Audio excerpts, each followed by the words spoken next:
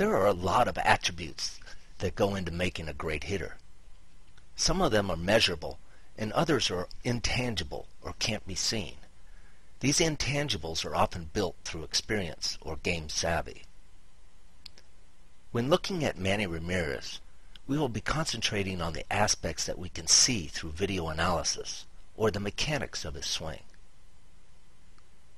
There are three basic measures we look at when analyzing the swing.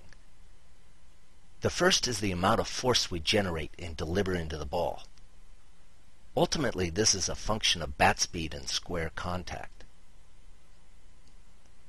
Manny Ramirez's 527 home runs speaks to his bat speed, and his .314 average over the last 16 seasons shows how consistently he makes solid contact.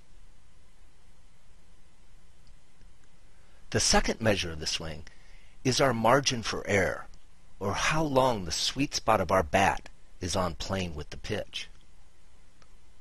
We call this hitting in a big zone. In this video, we can see that Manny doesn't have to have perfect timing because his bat is on plane with the pitch for about 4 feet. And the third measure of the swing is how efficiently we are able to adjust to different speeds and locations of the pitch. We can see that Manny is getting to the same position in both of these clips.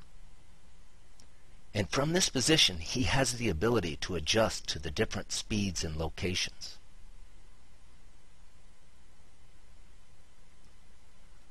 What sets Manny apart is how consistently he gets to this good hitting position with timing, and his remarkable ability to efficiently adjust to these different speeds and locations.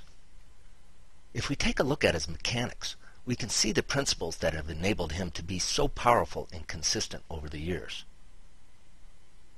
Here we can see that he starts from an athletic position, with his head between his knees and his knees between his feet.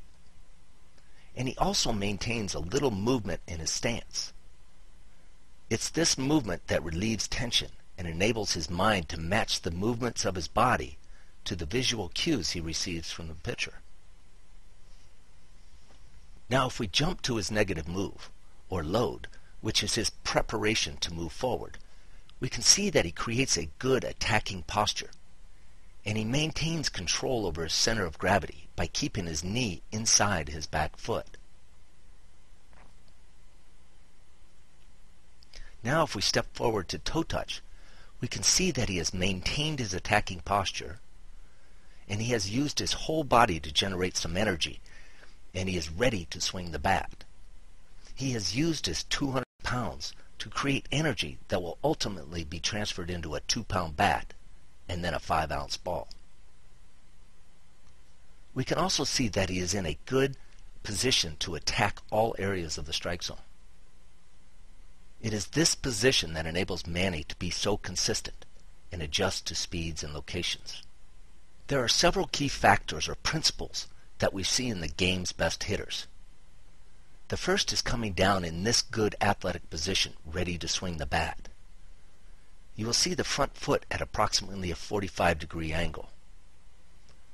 You'll see equal bend in the knees with pressure between the knees. And it's this pressure that gives Manny the ability to adjust to off-speed pitches. The hips will be square to the plate. The hands will be even or behind the back elbow in a position to pull or whip the bat. The bat will be angled behind his head, and it's this angle that enables him to generate that great bat speed. We can see in this video that he is ready to swing the bat at this point, but the ball is not there yet, so you will see him adjusting to a slower pitch than the one he was anticipating. By staying square and continuing to move forward and deeper into that front leg, storing that energy. And now at this point you will see the back elbow initiate a swing, and then ultimately you'll see the adjustment to the location of the pitch.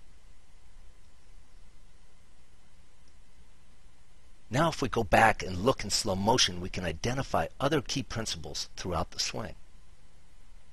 Here at heel plant, we can see that his posture has now reversed, enabling him to transition from his linear move into rotation.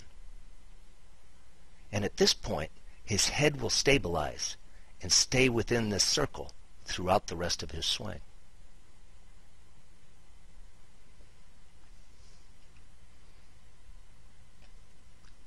If we back up again and now we go to connection, we can see that the hands, the elbow, and the stripe of the pants are all lining up at this point, indicating that he's efficiently added all the forces of his upper body to those of his lower body. If we back up, we can see here that his back elbow starts down, initiating his swing. Then the hips begin to go into rotation. And now the hands and elbow catch up and surpass his hips, adding the speed of the upper body to the speed of the lower body.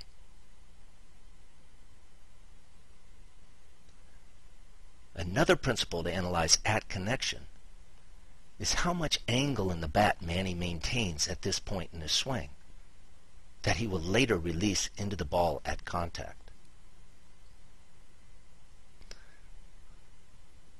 Now here at the bat lag position, we can see that Manny's hands are out in front of his center of gravity when the bat enters the strike zone. This enables him to be in a strong position from the point that the bat enters the strike zone all the way through contact.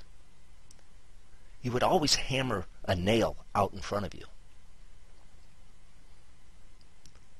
And this is when we're going to start to see the release of the angle of the bat. Here at contact, we see his hands are in a strong palm up, palm down position with all his weight into his front side. Now here, extension is a good indicator of how well the hitter released the head of the bat and how well he hit through the ball.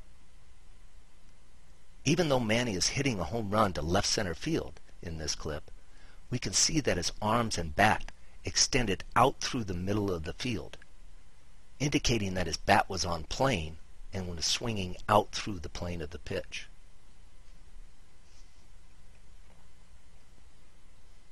What sets Manny apart from other successful major leaguers is how consistently he reproduces these principles in his swing. Manny is probably more consistent than any other player that we have captured. This may be the reason why Manny is never late on a fastball. He can always prepare to be early on the fastball, and because he has the consistency in his mechanics to adjust to any other pitch that is offered.